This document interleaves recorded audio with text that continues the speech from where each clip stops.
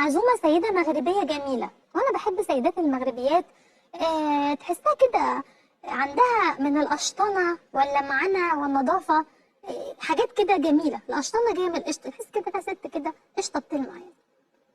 وكنا بنتكلم كالعاده عن الست والراجل كالعاده، انا بطل، والجواز والعريس والعروسه وكل الكلام اللي انتوا بتحبوه ده.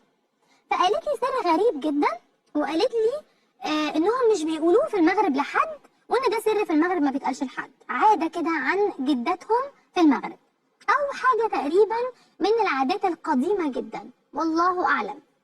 قالت لي انهم لما العروسه والعريس، او العروسه والمعرس على قولتهم، بيقولوا على العريس معرس، معرفش العروسه بيقولوا عليها معرسه ولا لا، انهم اول ما بيتجوزوا ليله العرس او ليله الزفاف او ليله الدخله، ام العريس اللي هي حماتها او ام المعرس بتروح للعروسه البيت وتدهن رجلها عسل. حماتها بتدهن رجلها عسل، وتدهن جزمه ابنها العريس سمنه. تكرم طبعا النعمه، بس بحكي لكم القصه، السمنه دلوقتي غاليه، المهم يعني.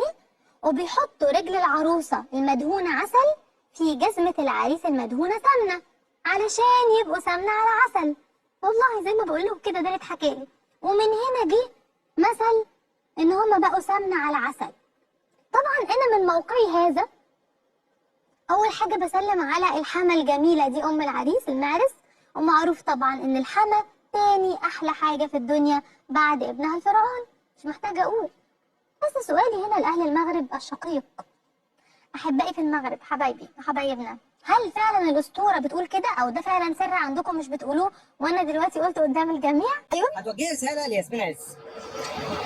طبعا ميت عليها، اقعدي في بيتكم ماما.